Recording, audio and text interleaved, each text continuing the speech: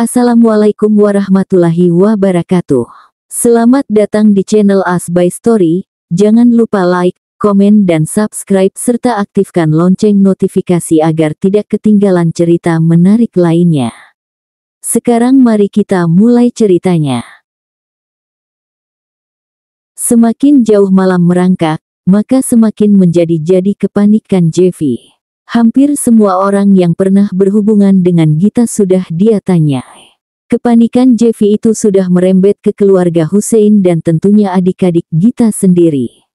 Hilangnya Gita sudah dilaporkan pada polisi tapi tentu saja butuh waktu untuk mencari keberadaan gadis tersebut.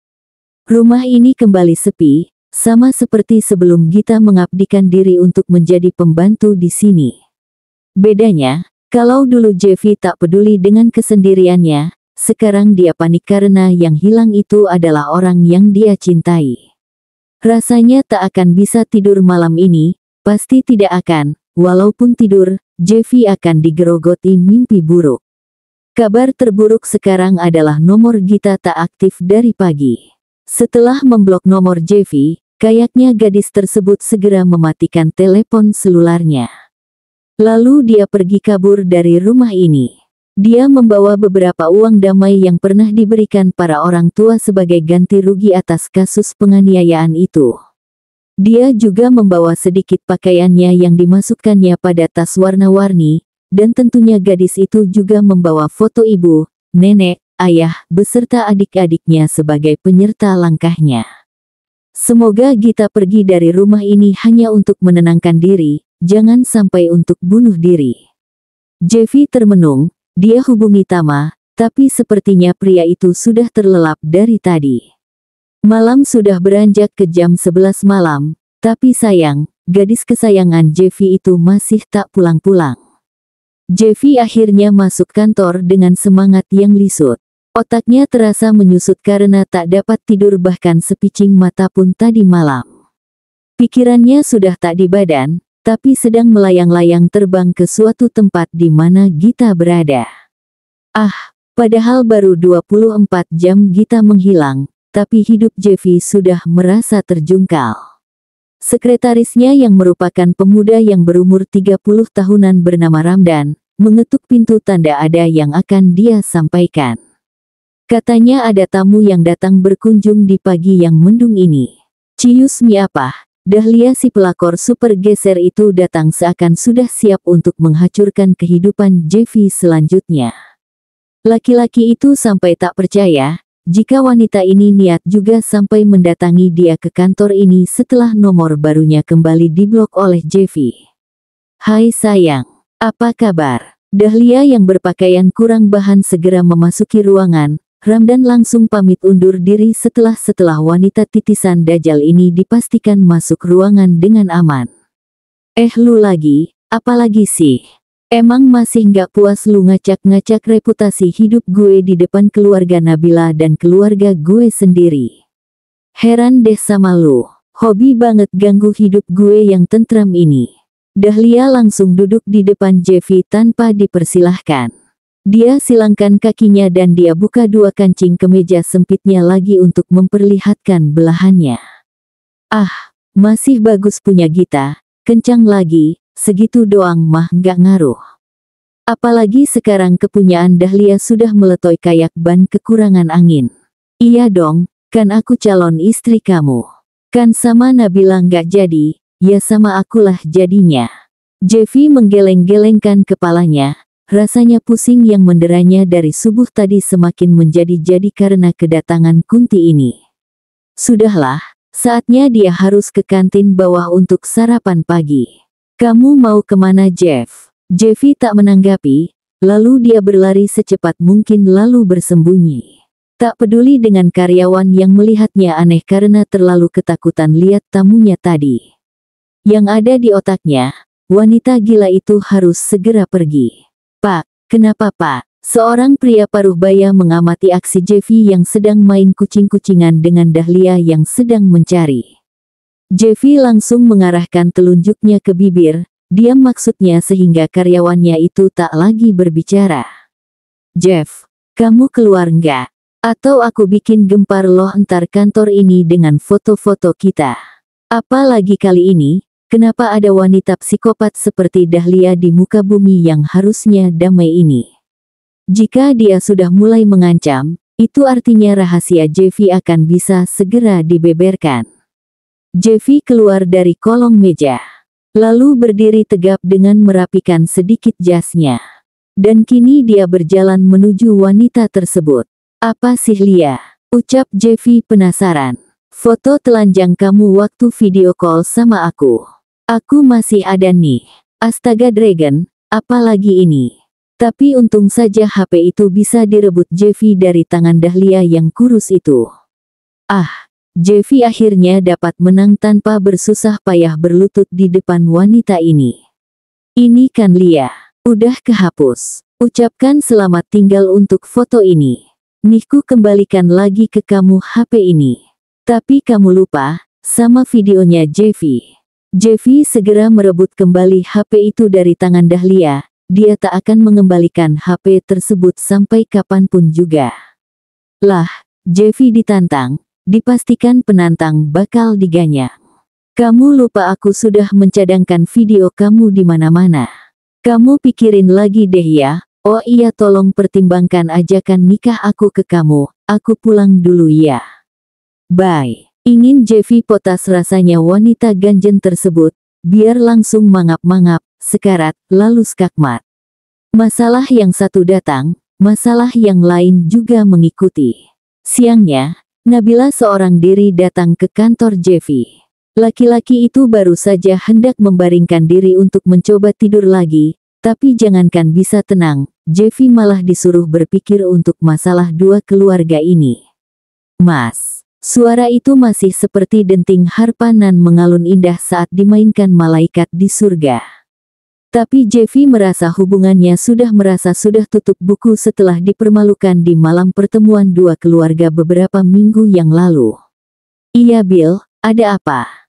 Jeffy mengucek mata, jujur saja, kalau potongan wanitanya begini, Jeffy juga tak tega menolaknya. Aku minta maaf ya. Anakku ternyata nggak mau kehilangan kamu sebagai calon ayahnya. Mereka bilang, mereka rindu kamu. Alamak, kenapa harus bolak-balik begini sih? Bukannya saat Jeffy dipermalukan mereka sudah bersumpah tak akan ada pernikahan, tapi kenapa Nabila sendiri yang meminta agar Jeffy kembali kepada mereka semua? Maaf Bill, aku udah ada calon istri. Entar calon istri aku bisa marah karena keputusan aku nanti kalau aku balik lagi ke kamu. Dusta Jeffy. Siapa Mas? Benar Dahlia mau jadi istri Mas. Dibanding menikahi Dahlia, si manusia tuna akhlak itu, lebih baik Jeffy menikahi simpanze betina sekalian. Minimal makhluk itu masih ngotak dibanding Dahlia yang isi kepalanya hanya aksesoris. Ada Bill, kita lagi LDR sekarang. Kalau anakmu mau main, bisa kok Sabtu Minggu ke rumah, ada Cika dan Amri di rumah. Di kelopak bawah mata Jeffy tergenang air, saat tak menyebutkan nama Gita dalam kalimatnya. Rasanya dia kembali dipeluk kerinduan dan kecemasan dalam satu paket pesakitan, kehilangan ini membuatnya kembali menderita. Jeffy pasti lagi sedang berhalusinasi saat pulang dalam keadaan mabuk berat yang membuat kepalanya semboyongan dan hampir tumbang. Baru saja driver taksi mengantarkannya sampai masuk ke pintu rumah ini, si teman mabuknya sekarang tak bertanggung jawab karena takut pulang terlambat dan dimarahi sama istrinya yang mendadak kumat.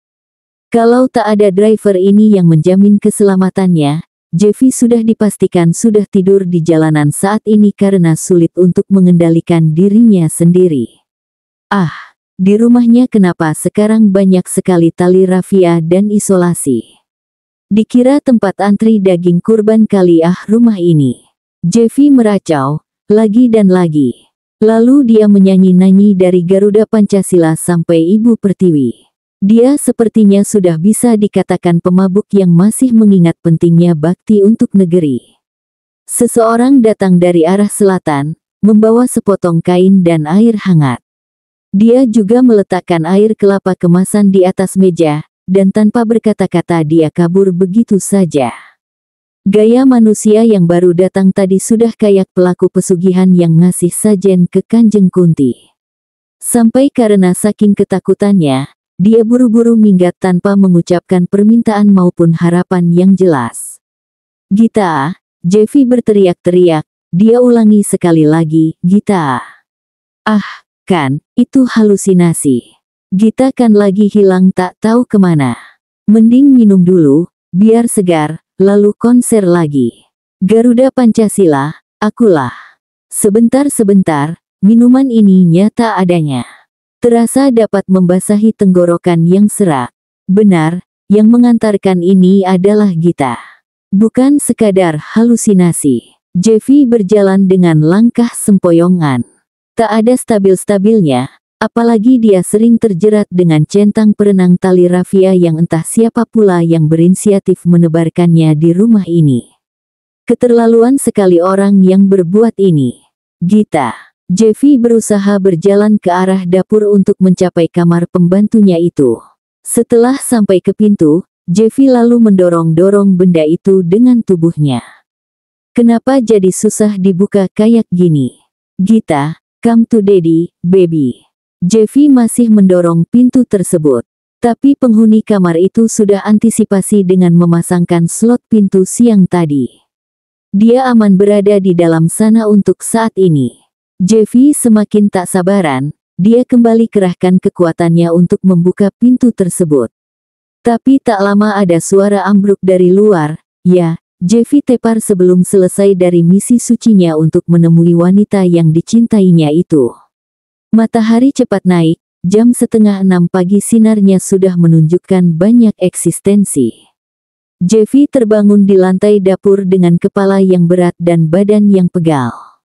Lalu dia mengucek matanya yang tadi terbuka akibat sinar matahari, dan seketika dia ingat jika Gita sudah pulang dari kemarin Jumat. "Git, bangun sayang." Gita yang baru selesai memakai pakaian sehabis mandi di dalam kamar, tak jua mau bersuara. Hanya saja hatinya yang sekarang memperolok-olok Jeffy, "Sayang-sayang pala lu peang, dasar bujang lapuk ganjen." "Git, Om janji, bakal beliin apa saja yang Gita pengen ya sayang." Jeffy kembali mengetuk pintu itu dengan sekuat tenaga. Tapi Gita tetap bergeming, sudah cukup ketraumaannya dalam menghadapi pria bejat tersebut. "Gita, ayo kita jemput Chika dan Amri ya.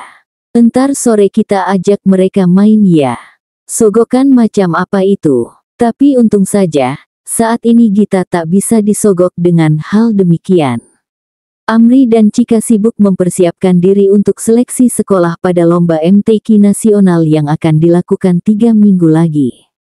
"Gita, gue janji nggak nakalin lu lagi. Maafin gue ya." Jeffy masih menggedor-gedor pintu tersebut dengan semangat 45. Dia tak peduli akan nasib pintu ini, yang penting harus segera terbuka, dia hanya ingin melihat Gita. "Git, lu nggak mati di dalam kamar kan? Lu nggak bunuh diri di kamar kan?" Jeffy kembali mengetuk pintu dengan tenaga yang membara. Meski kepalanya agak pusing akibat alkohol masih ada dalam darahnya, tapi dia tak akan menyerah. Baiklah, ini tak bisa kalau harus didorong-dorong seperti ini terus-terusan. Harus didobrak agar salah satunya lepas, kalau nggak engselnya tanggal, ya berarti slotnya harus patah. Jeffy lalu mengumpulkan semua tenaga di kakinya. PAKKK. Satu tendangan meluncur ke benda itu dengan cepat dan kuat. Belum ada kerusakan dari pintu. PAKKK. Satu tendangan lanjutan berhasil membuat rada-rada rapuh. Gita yang di dalam kamar mulai ketakutan. "Om, udah, jangan lagi." Gita akhirnya bersuara, membuat Jeffy di luar langsung bahagia. "Sayang, kamu aman di dalam." Ucapan sayang dari Jeffy tersebut lagi-lagi membuat Gita mual. Laki-laki murahan memang gini nih gayanya, suka menebar kata sayang ke semua wanita dalam maksud melakukan rayuan. "Iya aman, Om kesana ih, jangan dekat-dekat kamar Gita. Om nyeremin." "Wat nakutin. Salah dengar nih Jeffy pasti. Masa laki-laki setampan Jeffy nyeremin sih, dikira Jeffy siluman kali ah kalau nyeramin." Gita keluar dulu ya sayang. Om mau lihat muka Gita. What the? Gita lalu menggulung tubuhnya dengan selimut. Dia takut dilecehkan lagi dengan om-om bejat ini. Jangan sampai kejadian itu terulang kembali. Jangan sampai, amit-amit jabang bayi. Enggak, Gita nggak bakal keluar sampai kita bikin kesepakatan bersama. Dan harus om tanda tangani. Mendengar suara Gita seperti itu, Jeffy setuju saja.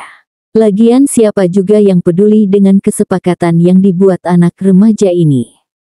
Paling isinya juga hanya sebatas main-main tanpa esensi. Ya udah, Gita sekarang keluar ya. Gita akhirnya membuka slot pintu, lalu berada di hadapan Jeffy yang sudah tak sabar memberikan kecupan selamat datang kembali. Sehari tak bertemu Gita rasanya dia sudah tersiksa dengan kerinduan yang mendalam. Om, kenapa? Pergi jauh-jauh. Jangan dekat-dekat. Gita segera mendorong tubuh Jeffy yang terlalu dekat dari badannya yang berisi. Lalu dia mengambil 2 lembar kertas yang ada di meja belajarnya di sisi kiri kamar ini. Jeffy memperhatikan tingkah Gita tersebut dengan tampang meremehkan. Ini om baca terus tanda tangan di sini. Gita udah tanda tangan. Jeffy mengangguk, ternyata ngerti juga bocah perempuan ini dengan legalitas sebuah kesepakatan sehingga tempat tanda tangannya dibubuhi materai. Lumayanlah, agak jalan sedikit otaknya. Apaan nih Git, nyentuh lu 10 detik aja 1 juta. Nyium lu 100 juta. Megang aset lu 150 juta. Nidurin lu, gue bakal dilaporin ke polisi. Gila lu, harga PSK eksekutif aja nggak segini dan resikonya juga nggak segini.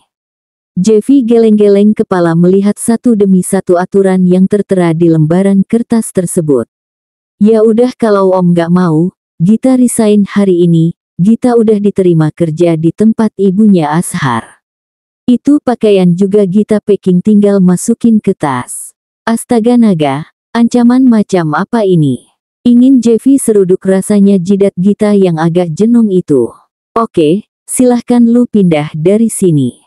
Tapi hutang lu gue bungain 2 kali lipat. Serang Jeffy. Ya udah, deal kalau gitu. Ya udah. Gita lalu menghubungi Ashar, Jeffy langsung kepanasan dibuatnya. Terbakar api cemburu lebih tepatnya. Tak terbayang, apa yang terjadi jika Ashar benar-benar menikahi Gita? Pasti di jam segini, Gita akan manja-manjaan di rangkulan pria tersebut sambil bersiap-siap membikin manusia baru agar hadir di dalam rahimnya itu. Jeffy akhirnya dengan cepat mengambil handphone itu dari jangkauan Gita. Dia matikan panggilannya, lalu menyembunyikan HP tersebut di saku celananya. Ya udah, mana? Sini gue tanda tangan, sini. Gita menyerahkan 2 lembar tersebut untuk ditandatangani Jeffy. Gadis itu akhirnya tersenyum lebar, manis sekali untuk dilihat. Mana HP Gita? Udah sana keluar, kalau nggak ada urusan lagi di kamar ini. Sekali ini dalam sejarah, Jeffy merasa diusir di dalam rumahnya sendiri.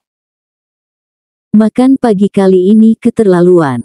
Lihat saja tingkah Gita yang sudah meresahkan. Masa meletakkan sarapan saja kayak ngasih makan singa kelaparan. Tangannya itu diulurkan, panjang, agar tubuhnya dengan majikan itu tetap berjauhan. Lalu tanpa berkata-kata, macam limbat lagi atraksi, dan tentunya tanpa satupun kalimat permisi, kemudian dia pergi. Jeffy menghela napas panjang. Bisa-bisanya wanita itu tak cerewet seperti yang biasa dia tunjukkan. Tapi kita lihat saja, sampai kapan dia bisa diam-diaman. Jeffy mulai mengatur strategi, menghubungi adik-adik Gita di asrama untuk merencanakan penjemputan siang ini. Tapi sial, sepertinya mereka tak ke sini hari ini, katanya ada seleksi lomba MTQ. Cari strategi yang lain, ya, ini. Marilah menoleh ke belakang ke arah jendela. Itu dia. Sempak beserta kutang yang dijemur kayak ikan basah yang siap untuk diasapi. Jeffy berniat menjadi jelmaan Jaka Tarub versi beta, kalau di legenda Jaka Tarub mencuri selendang bidadari yang lagi mandi-mandi di air terjun, maka di versi ini Jeffy akan menjadi penggodol pakaian dalam wanita itu agar rumah kembali semarak. Hufet, rasanya rasa bubur ini nikmat sekali pagi ini. Beban otak Jeffy mulai ringan karena Gita sudah pulang meski wanita itu jadi diam seperti siamang lagi sakit gigi. Om, bantuin Gita, Om. Jeffy yang sedang membaca laporan pengeluaran kantor, segera berlari menuju sumber suara. Itu dia, wanita yang sedang membuat kerusuhan di dapur lagi panik-paniknya karena ada api yang berkobar-kobar di dalam kuali. Muka Gita langsung pucat, jantungnya tadi rasanya mau meloncat. Dia takut karena hampir saja dia membuat rumah ini berakhir menggenaskan jika terlambat dapat pertolongan. Tinggal apinya dimatiin, apa susahnya sih Git? Kalau lu takut api, jangan masak kalau gitu. Gita menekurkan kepalanya dalam-dalam. Tak berkata-kata sampai Jeffy pergi dari hadapannya. Tapi dia tak akan menyerah untuk terus mencoba. Akan dia praktekkan resep-resep yang selama ini didapatkannya di sekolah memasak sampai dia bisa melakukannya sendiri tanpa bantuan siapa-siapa. Aha. Jeffy sebenarnya tak marah sama sekali dengan kecerobohan Gita tadi. Dia hanya pura-pura saja, agar wanita itu ketakutan seolah-olah itu adalah masalah serius. Aslinya dalam hati Jeffy lagi bernyanyi-nyanyi, yes, Gita akhirnya bisa ngomong lagi. Jeffy baringkan tubuhnya di sofa panjang, membaca kembali laporan keuangan itu sambil tiduran. Kalau suasana hatinya baik, dia tak akan berniat nyari-nyari kesalahan, bahkan yang salah pun bisa dia benarkan. Hufet, pagi yang indah, hati yang riang, bunga-bunga bermekaran di taman, burung berkicauan, dan dia mulai membuat perencanaan. Hari ini dia mau membawa Gita jalan-jalan, Jeffy akan menganggapnya sebagai kencan meski tanpa persetujuan. Dan satu lagi, Jeffy harus mengatakan perasaannya. Yang ini membuat Jeffy jadi deg-degan. Wangi rempah-rempah yang dimasak tercium ke seluruh ruangan, sepertinya Gita meneruskan usahanya untuk memasak makanan. Ya, syukurlah, dia pantang menyerah, dan semoga saja rasanya tak berbahaya untuk dicecap oleh lidah. Tak lama dia datang, dengan semangkuk makanan dan sepiring nasi di atas nampan. Jeffy awalnya menatapnya takjub. Makanan itu kelihatan enak sekali untuk dipandang. Ya, seenak jika natap orang yang bawa nampan. Gita meletakkannya di meja di dekat sofa, lalu gadis itu kabur begitu saja tanpa berbicara. Padahal mata mereka sempat bertatap-tatapan beberapa detik, ternyata itu tidak berarti membuat Gita bisa melunakkan hatinya atau berterima kasih karena dapur yang dipakainya itu sudah diselamatkan. Jeffy mencoba makanan itu dengan segala bentuk trauma yang bergelimpangan. Jangan sampai ada pecahan kaca di dalam sini atau bakteri berbahaya yang membuat Jeffy keracunan. Dia kapok kena mutaber lagi. Di mulut Jeffy ada semacam kalkulator yang aktif dalam menghitung formula makanan apakah pencampurannya benar atau tidak. Tak ada yang aneh, malah terasa enak dan bisa diterima mulutnya dengan mudah. Gerakan peristaltik kerongkongannya juga dapat melakukan tugasnya dengan sangat gampang tanpa berniat mengembalikannya ke mulut dalam bentuk muntahan. Fix ini enak, Gita sepertinya sudah bertransformasi menjadi lebih baik setelah disekolahkan memasak beberapa minggu belakangan ini. Semur tahu yang dicampur telur puyuh beserta nasi ini habis tak bersisa. Anak itu sudah menjelma menjadi sosok istri yang baik. Jeffy semakin yakin untuk membawanya ke hubungan yang lebih serius lagi. Tak lama setelah mencicipi makanan tersebut, Gita tiba-tiba datang dengan berpakaian rapi lengkap dengan tas yang tersandang di bahu kirinya lalu meletakkan secarik kertas di depan Jeffy lalu menanti dengan sabar. Gita pergi dulu, mau ketemu Ashar. Walaupun gak diizinin Gita tetap mau pergi. Kalau Om masih gak mau Gita pergi, Gita resign. Jeffy baca secarik kertas itu dengan seksama. Dia mencibir Gita yang masih menunggu. Lu punya mulut kan? Nggak usah pakai kertas kalau lu bisa bicara. Sini HP lu itu. Maksud Om, HP lu kesiniin. Tegas Jeffy. Gita mengeluarkan HP itu dari saku celananya. Dia tak mengerti dengan apa yang sedang dilakukan Jeffy terhadap telepon selularnya itu kini. Baiklah, dia hanya perlu menunggu tanpa harus berdebat. Udah sana pergi, perlu gue kasih duit buat lu jalan sana Ashar nggak ini? Nggak om, Gita punya uang sendiri. Gadis itu pergi, rasa cemburu Jeffy akan segera teratasi. Oh begini rupanya jika dua anak cupu berkencan di hari Sabtu ini, kencannya di taman lagi, di bawah pohon flamboyan rindang, duduk bersebelahan, tak ada pegangan tangan apalagi kecupan, yang ada hanya Gita yang berbicara bagai radio bodor yang ditanggapi Ashar yang ketawa tapi tak terbahak-bahak. Ini lebih tepat disebut stand up komedi sepertinya, dibanding disebut sebagai sebuah kencan romantis. Andai di posisi Ashar itu Jeffy, sudah pasti Gita akan dibawa Jeffy liburan tentunya dengan sepanjang hari bermesra-mesraan tanpa mau berhenti. Jeffy mengipasi dirinya karena udara siang ini panas sekali. Dia pakai topi sih, kacamata hitam juga, tapi sepertinya memakai jaket kulit itu adalah keputusan yang disesalinya karena memperparah rasa panas yang mendera. Gita masih terlihat senyum-senyum sambil bercanda. Ashar juga memberikan sejuta pesonanya untuk menanggapi Gita yang menurutnya adalah tipe gadis menarik, dan Jeffy jadi mata-mata memperhatikan aktivitas dua sejoli tersebut dari tempat yang aman. Git, aku mau lamar kamu secara unofficial dulu boleh nggak? Jeffy berusaha mendengarkan percakapan itu di antara deru suara kendaraan yang berlalu lalang. Ya susah juga sih kalau terdengar. Tapi dapat dipastikan Gita pasti tahu apa yang terucap dari mulut Ashar, soalnya gadis itu sudah mengangguk-angguk dengan mukanya yang sudah merah merona. Satu kotak berbentuk hati yang dikeluarkan Ashar tersebut membuat Jeffy kejang-kejang karena tak kuat menahan panik. Apa-apaan ini masa sudah lamaran saja? Kenapa Ashar yang diam-diam cepat sekali dalam mengeksekusi? Jeffy saja yang sudah meniduri wanita ribuan kali tak pernah sekalipun memberikan cincin tunangan pada wanita yang dia tiduri. Tak bisa dipercaya kalau sudah begini. Bersambung.